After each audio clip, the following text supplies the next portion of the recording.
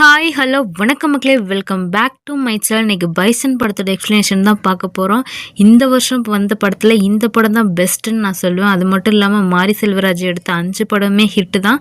அந்த 5 படத்தில் இது ரொம்ப ரொம்ப பெஸ்ட்டுன்னு சொல்லுவேன். நான் என்னமோ இதுன்னு தான் நினச்சி இந்த படத்தை பார்த்தேன். ஆனால் இது வரைக்கும் நான் பார்த்த படத்தில் விறுவிறுப்போட கதையை கொண்டு போனது, பத்தாத்துக்கு ரியலிஸ்டிக்காக இருந்தது. ஸ்க்ரீன் ப்ளே ஒவ்வொரு கேரக்டருமே அருமையாக இருந்தது.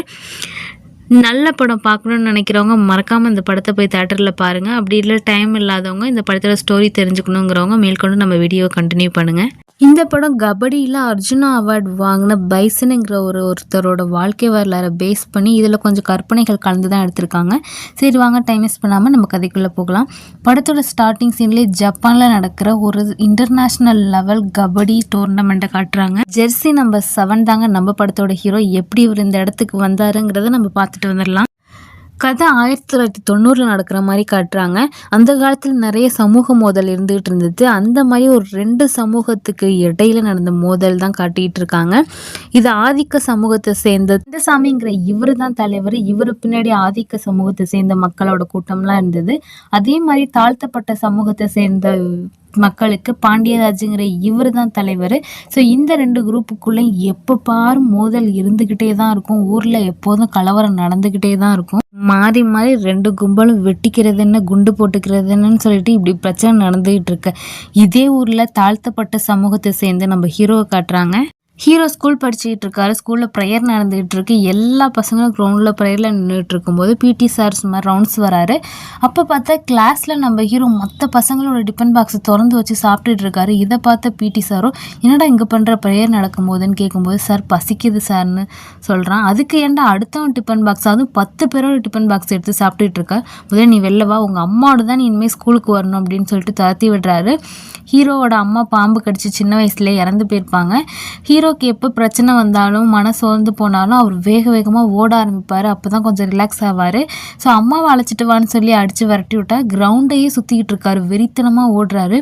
இதை பார்த்த பிடி மாஸ்டருக்கோ பயமாயிடுது. விசில் ஊற்றி நிறுத்துறா, ஏன்டா இப்படி ஓடிக்கிட்டு இருக்கேன்னு கேட்கும்போது, சார் எனக்கு கபடி விளாடணுன்னு ரொம்ப ஆசை சார், எனக்கு கபடி பிளேயர் ஆகணும்னு ஆசை அப்படின்னு சொல்லும்போது, உனக்கு கபடி விளாடணுன்னு தானே ஆசை, நீ எப்படி விளாடுறன்னு பார்த்துறேன்னு சொல்லிட்டு ஸ்கூல் பசங்களோட ஃபஸ்ட்டு விளையாட விட்டு பார்க்குறாரு.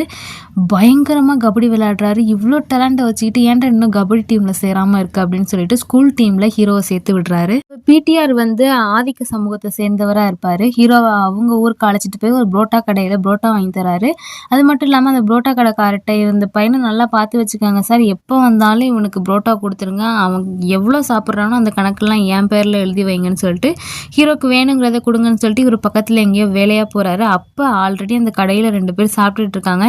என்ன சார் இவன் யாரால், நம்ம ஆளா இல்லை கீழ் ஜாதி பயலான்னு கேட்கும்போது, என்னப்பா இது இந்த காலத்துலேயும் ஜாதி அதுன்னு பேசிகிட்டு இருக்கு, சரி சாப்பிடுங்கப்பான்னு சொல்லிட்டு இவனை நீ சாப்பிட்டுட்டு இருப்பா நான் வந்துடுறேன்னு சொல்லிட்டு பிடி வாத்தியாரோ பக்கத்தில் ஏதோ ஒரு வேலையாக போகிறாரு. ஹீரோவும் புரோட்டாவை நல்லா சாப்பிட்டுட்டு இருக்கும்போது திடீர்னு இந்த தாழ்த்தப்பட்ட ஜாதிக்கான தலைவர் இருக்கார் இல்லையா, பாண்டியராஜ், அவரோட ஆளுங்களோட புரோட்டா கடையில் சாப்பிட்டுட்டு இருக்காரு. 2 பேரும் போட்டு வெட்டி வீசுறாரு.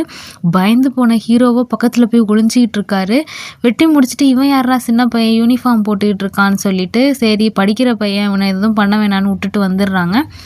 போலீஸ்லாம் ஸ்கூலுக்கு வராங்க. இது ரிலேட்டடாக விசாரிக்க ஹீரோவோட அப்பாவும் சரி அக்காவும் சரி அங்கே இருக்காங்க. அது மட்டும் இல்லாமல் பாண்டியராஜ் தான் நீ வெட்டினதை பார்த்தியல்ல, அது யார்கிட்டையுமே நீ சொல்லிடக்கூடாது சரியா, பிடி வாதியார் கேட்டாலும் சரி போலீஸ் கேட்டாலும் சரி யார் கேட்டாலும் எதுவும் பார்க்கலன்னு சொல்லணும்னு சொல்லிட்டு இருக்காரு. ஹீரோவோ என்னப்பா பாண்டியராஜ் ரொம்ப நல்லவர்னு சொன்னீங்க, அவர் என்னப்பா இப்படி கடையிலலாம் ஆளுங்களை இப்படி கொலை பண்ணுறவர் எப்படிப்பா நல்லவராக இருக்க முடியும்னு கேட்கும்போது, கீழ் ஜாதியிலேருந்து ஒருத்தர் ஆதிக்க சமூகத்தை எதிர்த்து நிற்கிறான்னா அது எவ்வளோ பெரிய விஷயம், அதனால தான் எல்லாரும் அவனை அப்படி சாமியாக கும்பிட்டுட்டு இருக்காங்க அப்படின்னு சொல்லிட்டு ஹீரோட அப்பா எல்லாத்தையும் எடுத்து சொல்லிட்டு இருக்காரு. அடுத்து பிடி வாத்தியாரோ ஹீரோட அப்பா கிட்ட பேசுகிறாங்க. இந்த மாதிரி பையன் நல்லா கபடி விளையாடுறான், அவனை ஸ்கூல் டீமில் சேர்த்து விட்றேன், நீங்கள் கபடியே விளையாடக்கூடாதுன்னு சொல்லியிருக்கீங்கன்னு சொன்னால் ஏன் நம்பி விளையாட விடுங்க, ஸ்போர்ட்ஸில் போனால் எவ்வளோ உயரத்துக்கு போனால் எவ்வளோ சலுகை உண்டு, நானும் ஸ்போர்ட்ஸ் விளாண்டவன் தான் கபடி விளாண்டவன் தான், நான் இப்போ பிடி வாத்தியாராக ஆகலையா அப்படின்னு கேட்கும்போது, சார் உங்கள் சமூகம் வேறு எங்கள் சமூகம் வேறு சார், எங்களை மாதிரி ஆட்கள்லாம் மேலே வளரவே விட மாட்டாங்க அப்படின்னு சொல்லிட்டு இவன் படித்தா மட்டும் போதும் அவனை கபடிக்கெலாம் விடாதீங்கன்னு சொல்லும்போது, ஹீரோட அக்கா நீ செவனேன்னு இருப்பா நீ விளையாடட்டும் அப்படின்னு சொல்லிட்டு பர்மிஷன் அப்பா கிட்ட பேசி வாங்கி தராங்க. ஸோ பிடி வாத்தியாரம் ஸ்கூல் டீமில் சேர்த்து விடுறாரு. ஹீரோ ஸ்கூல் டீமில் சேர்ந்தாலும் அவங்க ஊர் கபடி டீமில் சேர முடியலன்னு ரொம்ப வருத்தம். இதுக்கான காரணம் என்னன்னு பார்த்தீங்கன்னா, அந்த ஊர் கபடி டீமோட கேப்டனுக்கும் ஹீரோவோட அப்பாவுக்கும் தகராறு. என்ன பிரச்சனைன்னு பார்த்தீங்கன்னா, அவங்க ஊர் காலமாடசாமி கோயிலுக்கு சாமி ஆடுறது நம்ம ஹீரோவோட ஃபேமிலி தான். ஆனால் இந்த உரிமை எங்களுக்கு வேணும்னு சொல்லிட்டு அவங்க ஊரோட கபடி டீம் கேப்டன் வந்து கேட்டுக்கிட்டு இருப்பாரு. இதனால தான் 2 பேருக்கும் பிரச்சனை. ஹீரோவையும் அவங்க டீமில் சேர்த்துக்காம இருக்காரு. இதை கேட்ட பிடி வாத்தியாரை, என்னப்பா சாமி பேரை சொல்லியெல்லாம் அடிச்சுக்கிறீங்க, சரி கவலைப்படாத விட ஊர் டீம்லேயும் சேர்ந்துடலான்னு சொல்லிட்டு ரொம்ப சப்போர்ட்டிவாக இருக்காரு பிடி வாத்தியார். சீனை கட் பண்ணால் ஹீரோவா அவங்க ஊர்லேயே இருக்க ஒரு பொண்ணு ரொம்ப விரும்புகிறா. அந்த பொண்ணு ஹீரோவோட அக்கா வயசு. ஸோ வயசு வித்தியாசம் பார்க்காம ஹீரோ மேலே ஆசைப்படுறா. ஹீரோக்குமே அந்த பொண்ணை ரொம்ப பிடிக்கும். ஆல்ரெடி இவங்க 2 குடும்பத்துக்குமே பிரச்சனை. ஹீரோயினோட அண்ணனுக்கும் சரி ஹீரோவோட அப்பாவுக்குமே ஆகாது. இதில் இவங்க 2 பேரும் எப்படி ஒன்று சேர போகிறாங்கன்னு தெரியும். ஹீரோவும் பிடி மாஸ்டரோட உதவியினால நிறைய இடத்துல போய் மேட்ச் விளையாடுறாரு. பயங்கரமா பாடியை மெருகேற்றி வச்சுக்கிறாரு. ஊருக்கு வெளியில ஒரு கபடி போட்டி நடக்குது. அந்த கபடி போட்டிக்கு சீஃப் கெஸ்டா பாண்டியராஜ் தான் கூப்பிட்டுருக்காங்க, தாழ்த்தப்பட்ட சமூகத்தோட தலைவர். ஸோ அவர் வருவார்னு சொல்லிட்டு எல்லாம் ஜகஜோதியா எல்லாம் ரெடி பண்ணி எல்லா ஏற்பாடும் இங்கே தடபடலாம் நடந்துகிட்டு இருக்கு. பாண்டியராஜுமே வந்துகிட்டு இருக்காரு. பாண்டியராஜ் இங்கே தான் வராருன்னு தெரிஞ்ச ஆதிக்க சமூகத்தை சேர்ந்த கந்தசாமி ஆள் வச்சு பாண்டியராஜை போடுறதுக்கு ட்ரை பண்ணுறாரு. முக்கால்வாசி குண்டு போட்டு வண்டியை ஆக்சிடென்ட் பண்ணி அவர் பாதி உயிர் போயிடுது. கந்தசாமியோட அடியாளுங்கெல்லாம் ஃபுல்லாக முடிச்சு விட்டுடலான்னு சொல்கிறாங்க. இல்லை இவன் இப்படியே துடிச்சு சாகட்டும், அப்படியும் மீண்டு வந்தானா மறுபடியும் இவனை துரத்தி வெட்ட வேண்டியதான்னு சொல்லிடுறாங்க. ஸோ இங்கே பாண்டியராஜை வெட்டிட்டாங்கன்னு தெரிஞ்ச உடனே ஊரில் பயங்கரமாக கலவரம் நடக்க ஆரம்பிக்குது. ஹீரோவோட அப்பாவும் இந்த விஷயம் தெரிஞ்சு அந்த கபடி காம்படிஷன் நடக்கிற இடத்துலேருந்து ஹீரோவை எப்படியாவது இங்கேருந்து அழைச்சிட்டு போயிடணும்னு சொல்லிட்டு வேகமாக அழைச்சிட்டு போகிறாரு. அன்னைக்கான கபடி போட்டியும் நிறுத்தப்படுது. இதெல்லாம் ஒரு பக்கம் இருக்க, ஹீரோவோட அப்பா வந்து ஒரு கோயிலில் வேண்டுதல் வச்சுருப்பாரு, கெடா வெட்டுறேன்னு சொல்லிட்டு. அவங்க உள்ளூரில் இல்லாமல் வெளியூர் கோயிலில் வச்சுருப்பாங்க. அதுக்காக வண்டியில் ஆட்டை ஏற்றிக்கிட்டு பஸ்ஸில் எல்லாம் போயிட்டு இருக்கும்போது அந்த ஆடு பக்கத்து சீட்டில் இருந்தவர் மேலே உச்சா போயிடுது. இதனால் டென்ஷன் ஆன அவர் பயங்கரமாக சண்டை போடுறாரு.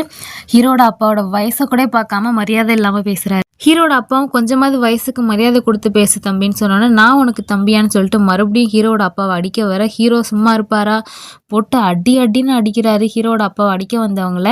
இதில் கோவமானவன் ஒரு கத்தி எடுத்து ஆடை கண்ணா புண்ணான்னு குத்தி கிழிச்சு பஸ்லேருந்து தூக்கி போட்டுடுறான். இதில் ஹீரோ கோவமாகி இன்னும் அவங்களுக்குள்ள அடிதடி பெருசாக ஹீரோட அப்பா போய் ஹீரோவை எப்படியோ தடுக்கிறாங்க. பத்தாயிரத்துக்கு பிரச்சனை பெருசாகவும் ஹீரோ சைடு ஊர்க்காரவங்களும் வந்து துரத்தி விட்டுடுறாங்க அடிக்க வந்தவங்கள. ஹீரோட அப்பாவுக்கு பயங்கர கவலை. இதுக்கு தாண்டா உன்னை கபடி வேணான்னு அடிச்சுக்கிட்டேன், கபடி விளையாடுறேன்னு சொல்லிட்டு பாடியை மெருக்கேற்றி இப்படி போட்டு பிரச்சனையை ஒன்றுமே இல்லாததுக்கு இவ்வளோ பெரிய பிரச்சனையும் பகையும் வளர்த்து விட்டுட்டியே. வந்து அடித்தவன் யார், எந்த ஒரு காரணே தெரியலை. இப்போ அடித்ததுக்காக பகையாக வச்சுட்டு நம்மளை திரும்ப ஏதாவது பண்ண வருவான்டான்னு, இனிமேல் கபடியே விளையாடக்கூடாதுன்னு சத்தியம் பண்ணுன்னு சொல்லிட்டு ஹீரோ கிட்ட சத்தியம் வாங்கிக்கிறாரு. இந்த பிரச்சனை பத்தாதுன்னு சொல்லிட்டு ஹீரோயின் லவ் பண்ணிட்டு இருந்தாங்க இல்லையா, இந்த விஷயம் ஹீரோயினோட அண்ணனுக்கு தெரிஞ்சு வந்து பிரச்சனை பண்ணிகிட்டு இருக்காரு. ஆல்ரெடி இவங்க 2 வீட்டுக்குள்ளே பகை. இதில் இந்த விஷயம் தெரிஞ்சவொன்னே வீட்டில் வந்து அவங்க அப்பாவை அடிக்க, பத்தாத்துக்கு அப்பாவை அடிக்கிறனால ஹீரோயினோட அண்ணனை ஹீரோ போட்டு அடிக்கணும்னு சொல்லிட்டு பிரச்சனை பெருசாகிடுது. இவ்வளோ கஷ்டத்தை ஹீரோவால் தாங்கிக்கவே முடியல. ரொம்ப வருத்தப்படுறாரு. இவருக்கு எப்போதுமே வருத்தம் வந்துச்சுன்னா வேகமாக ஓட ஆரம்பிச்சிடுறாரு. அப்போ தான் கொஞ்சமாவது ரிலாக்ஸ் ஆகும்னு சொல்லிட்டு அப்படி ஊரை சுற்றி ஓடிட்டு இருக்கப்போ மறுபடியும் பிடி வாத்தியார் அந்த சைடாக வந்தவர் ஹீரோவை பார்த்துட்டு, என்னடா 3 நாளாக ஸ்கூலுக்கே வரல, என்னாச்சு, என்ன பிரச்சனை, கபடி விளையாடையும் வரலேன்னு சொல்லும்போது நடந்த விஷயத்தையெல்லாம் சொல்கிறாரு. நீ இதுக்கெல்லாமல் பயப்படுவேன், நான்லாம் எத்தனை சத்தியம் திரும்ப எங்கள் அப்பாவுக்கு பண்ணி கொடுத்துருக்கேன். சத்தியம் பண்ணுறதே நம்ம நினச்சதை நிறைவேற்றுறதுக்கு தான்டா. முதல்ல வண்டியில் ஏறுன்னு சொல்லி வண்டியில் கூப்பிட்டு போயிட்டு இருக்கும்போது அன்னைக்கு ஒரு நாள் ஹீரோவோட பஸ்ஸில் பிரச்சனை பண்ணாங்க இல்லையா, அதில் ஒருத்தவன் ஆப்போசிட்டில் ஹீரோ வரதை பார்த்துட்டு, என்ன வாத்தியாரே அவங்க பின்னாடி உட்காந்துருக்கவன் யார், எந்த சமூகத்தை சேர்ந்தவன், இவனையா உங்கள் வண்டியில் ஏற்றிட்டு போகிறீங்க, அவனை இறக்கி விடுங்கன்னு சொல்கிறாரு. ஹீரோவையும் அடிக்க வராங்க. இதை தடுக்க போன பிடி வாத்தியாரையும் பிடிச்சி அடித்து தள்ளி விட்டுடுறாங்க. வாத்தியாரையே அடிக்கிறியான்னு சொல்லிட்டு ஹீரோவும் மறுபடியும் போய் அடிக்க மறுபடியும் கலவரமாகிடுது. அதுக்கப்புறம் பிரச்சனைலாம் ஓஞ்சதுக்கப்புறம் பிடி வாத்தியார் மறுபடியும் ஹீரோட அப்பா கிட்ட வந்து பேச வராரு.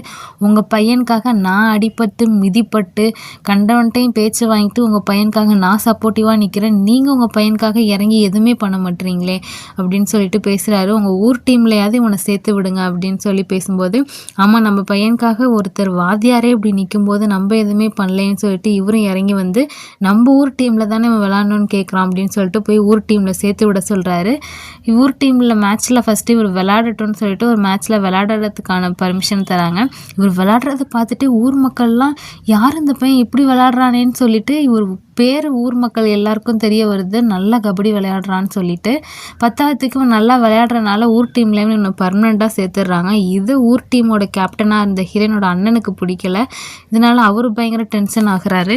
ஹீரோ இப்போ ஸ்கூல் டீம்லேயும் இருக்காரு, ஊர் டீம்லேயும் இருக்காரு, நிறைய டோர்னமெண்ட் போகிறாரு, எல்லாத்துலேயுமே ஜெயிக்கிறாரு. இவர் பேர் ஊர் ஃபுல்லாக தெரிய ஆரம்பிக்குது.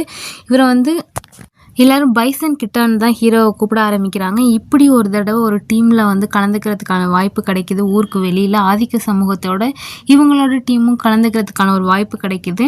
அந்த மேட்சை பார்க்குறதுக்காக ஆதிக்க சமூகத்தோட தலைவரும் வராரு.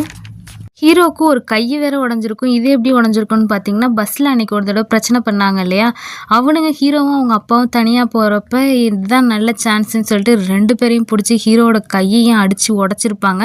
மேற்கொண்டு ஹீரோவை கொலை பண்ணி ட்ரை பண்ணியிருப்பாங்க. அதுக்குள்ளே ஊர்க்காரவங்களாம் வரனால எல்லாம் தப்பிச்சு போயிருப்பாங்க. இதனால் ஹீரோவோட கை உடஞ்சி போயிருக்கும்.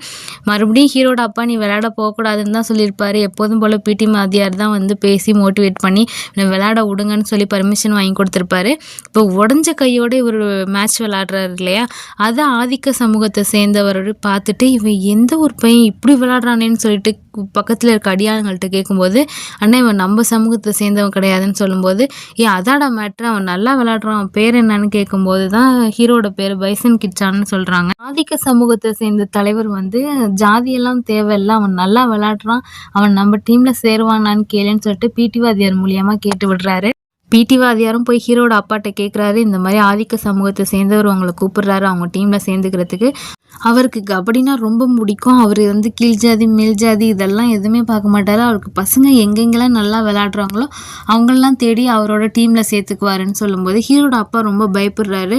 ஏன்னா அவங்க குரூப்புக்கும் எங்கள் குரூப்புக்கும் தான் பயங்கர சண்டை நடந்துகிட்ருக்கு. இதில் என் பையன் போய் அவங்க டீமுக்கு விளையாடினா இன்னும் பகை வளரதான் ஆரம்பிக்கும்னு சொல்கிறாரு. இருந்தாலும் பிடி வாத்தியாரும் சரி அந்த ஆதிக்க சமூகத்து தலைவரும் பேசுகிறாங்க, உங்கள் பையனுக்கு எந்த பிரச்சனையும் வராது, நான் பொறுப்பு, நான் எப்போதும் இந்த மாதிரி ஜாதி பார்க்குறவன்லாம் கிடையாது, என்னை சுற்றி இருக்கவங்க தான் என் பேரை வச்சு இதெல்லாம் பண்ணிகிட்ருக்காங்கன்னு சொல்கிறாரு.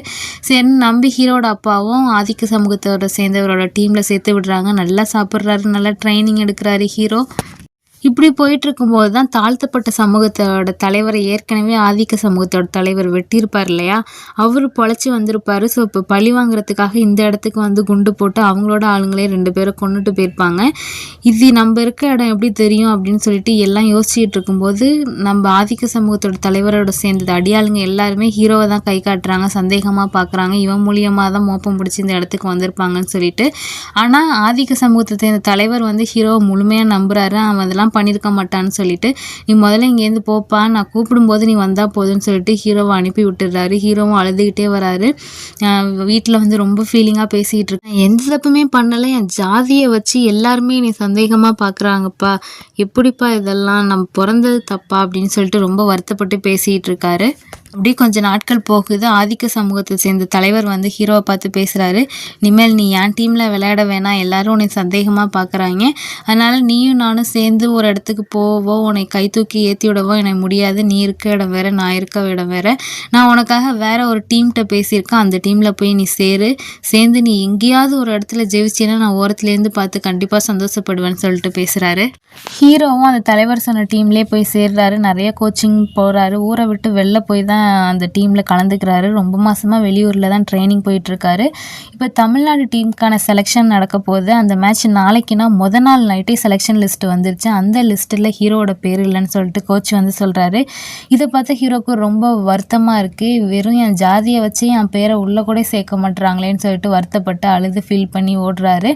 10வதுக்கு அவங்க அப்பாக்கிட்டே ஃபோன் பண்ணி பேசும்போது, நம்மளுக்கெல்லாம் எதுவுமே ஈஸியாக கிடச்சிடாதுரா, எல்லாம் போராடி தான் வாங்கணும், நாளைக்கு செலெக்ஷன் மேட்ச் சும்மா நடந்தாலும் பரவாயில்ல, அதனால உன்னோட ஃபுல் எஃபர்ட்டையும் போடு, மீதி நடக்கிறத சாமி பார்த்துக்கிட்டோன்னு சொல்கிறாரு.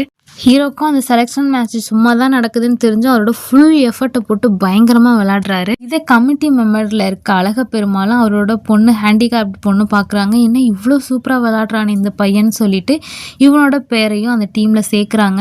கோச்சுமே இங்கே மருந்து வச்சுக்கிட்டு இருக்காரு காயப்பட்ட இடத்துக்கெல்லாம். நான் தான் சொன்னேன்டா அந்த செலெக்ஷன் மேட்ச் சும்மா தான் நடக்குது, நீ ஏன் இவ்வளோ எஃபர்ட் போட்டு ஆடினன்னு பேசிக்கிட்டே இருக்கும்போது அந்த இடத்துக்கு கரெக்டாக கமிட்டி மெம்பர் நீ நல்லா ஆடுற, பெரிய தூரத்துக்கு போவ, உன்னோட பேரையும் நாங்கள் ரெக்கமெண்ட் பண்ணி சேர்த்துட்டோம், இப்போ நீ தமிழ்நாடு டீமில் சேர்ந்துட்ட அப்படின்னு சொன்னோன்னா ஹீரோக்கு பயங்கர சந்தோஷம். வீட்டுக்கும் ஃபோன் பண்ணி சொல்கிறாரு இது மாதிரி தமிழ்நாடு டீமில் சேர்ந்துட்டேன்னு சொல்லிட்டு. வீட்லேயும் பயங்கர சந்தோஷம். 10ஆவதுக்கு ஹீரோயினுக்கு வேற மாப்பிள்ளை பார்த்து கல்யாணம் பண்ணுறதுக்கான ஏற்பாடெல்லாம் பண்ணிகிட்டு இருக்காங்க. இந்த விஷயத்தை ஹீரோவோட அக்கா ஹீரோவுக்கு இன்ஃபார்ம் பண்ண அவர் ரொம்ப வருத்தப்படுறாரு. என்ன பண்ணுறதுனே தெரியலை. ஹீரோயினை கல்யாணத்தை எடுத்து நடத்துறதுக்காக தாழ்த்தப்பட்ட சமூகத்தோட தலைவரை தான் கூப்பிட்ருக்காங்க.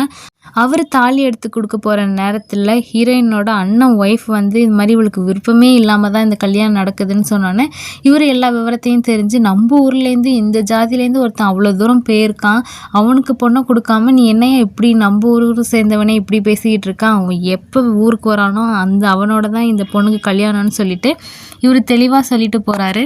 தலைவரே சொன்னனால ஹீரோயினோட அண்ணனும் ஒத்துக்கிறாரு. எந்த பிரச்சனையும் இல்லாமல் கல்யாணம் நின்றுச்சு. ஹீரோக்குமே இது சந்தோஷம்.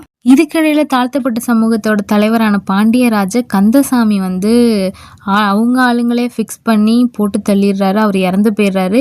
இந்த விஷயம் தெரிஞ்சு ஊருக்குள்ள கலவரம் நடக்குது. இதை அடக்கிறதுக்காக வந்த போலீஸ் ஆஃபீஸரோ இந்த கலவரத்துக்கு காரணமான கந்தசாமி, அதாவது ஆதிக்க சமூகத்தை சேர்ந்த தலைவரை வந்து என்கவுண்டர் பண்ணி கொண்டுடுறாங்க. இப்போ 2 சமூகத்தை சேர்ந்த தலைவர்களும் இறந்துட்டனால ஊரே பயங்கர கலவரமாக இருக்குது.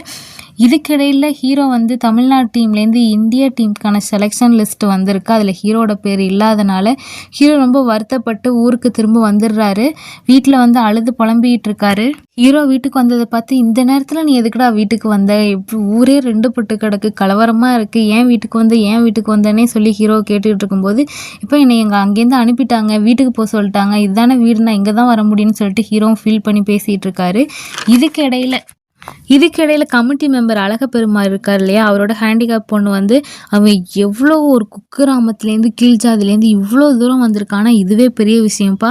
அவனுக்கு கண்டிப்பாக இந்தியா டீமில் உங்களோட இன்ஃப்ளூயன்ஸை யூஸ் பண்ணி அவனோட பேரஸ் கண்டிப்பாக சேர்த்து தான் ஆகணும்னு சொல்லும்போது அழகப்பெருமாளும் இல்லைம்மா இந்தியா டீமில் ஸ்டேட்டுக்கு ஒரு பிளேயர் தான் இருக்கணும்னு சொல்கிறாங்க, தமிழ்நாட்டு ஸ்டேட்லேருந்து செலக்ட் ஆனவன் தான் கேப்டனு, ஸோ இன்னொருத்தர் சேர்க்குறது ரொம்பவே கஷ்டம்னு சொல்கிறாரு, இருந்தாலும் முயற்சி பண்ணுங்கப்பான்னு சொல்லி இவரும் தெரிஞ்ச ஆளுங்கள்ட்ட எல்லாம் பேசி எப்படியோ ஹீரோட பேரை இந்தியா டீமில் சேர்த்துடுறாருங்க. இந்த விஷயத்தை கரெக்டாக ஹீரோட வீட்டுக்கும் ஃபோன் அடித்து இந்த மாதிரி இந்தியா டீமில் வந்து நியூ செலெக்ஷன் லிஸ்ட் வந்துருச்சு, உங்கள் பையனோட பேரை சேர்த்தாச்சு, உடனே மெட்ராஸ்க்கு அனுப்பிவிடுங்கன்னு சொன்னோன்னே ஹீரோட அப்பாவும் அம்மா எங்கள் ஊரில் கலவரமாக நடந்துகிட்டு இருக்கு, ஏமா அவனை மெட்ராஸ்க்கு அனுப்பி விட்டீங்க அப்படின்னு சொல்லும்போது நீங்கள் எப்படியாவது இன்றைக்கி நைட்டு மட்டும் அவனை மெட்ராஸ் அனுப்பி விட்ருங்க, மீதியை நான் பார்த்துக்கிறேன்னு சொல்லி ஹோப் கொடுக்க இந்த கலவரத்தில் எப்படி பத்திரமா ஏற்றி விட போகிறோமோன்னு சொல்லிட்டு பயந்துக்கிட்டு பாதுகாப்புக்காக ஒரு கத்தியும் எடுத்துக்கிட்டு திங்ஸ் எல்லாம் பேக் பண்ணிவிட்டு பஸ் ஏற்றி விடுறதுக்காக வந்துகிட்டு இருக்காரு.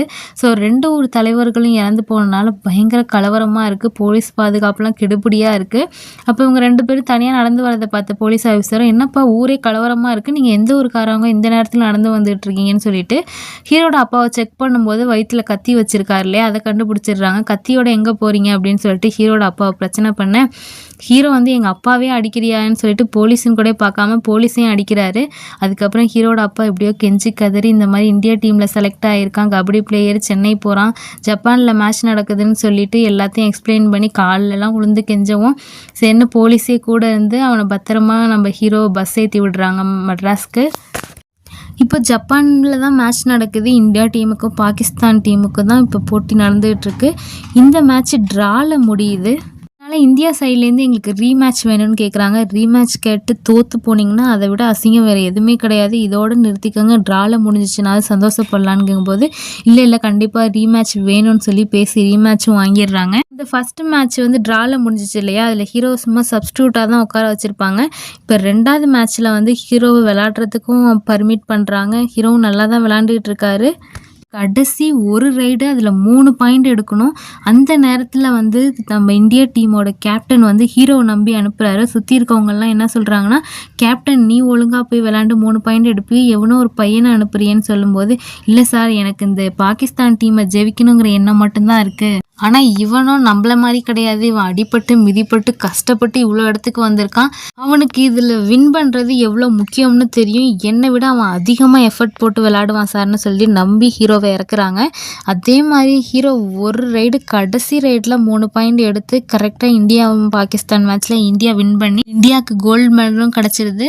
10ஆவதுக்கு நம்ம ஹீரோக்கு இந்தியன் கவர்மெண்ட் அர்ஜுனா அவார்ட் கொடுத்தும் பெருமை சேர்க்குறாங்க. இதை நம்ம பிடி வாதியாரும் நம்ம ஹீரோட அப்பாவும் கைகோத்து பார்த்து சந்தோஷப்படுறாங்க. ரெண்டு சமூகத்தை சேர்ந்த மக்களும் சேர்ந்து கொஞ்சம் கொஞ்சமாக ஹீரோக்கு நிறைய ஹெல்ப் பண்ணி இவ்வளோ இடத்துக்கு ஒரு டேலண்ட் மூலியமா வந்திருக்கு. உண்மை சம்பவம் அதில் கொஞ்சம் சுவாரஸ்யத்துக்காக கற்பனையும் கலந்து வச்சிருக்காங்க. Thank you friends. இதோட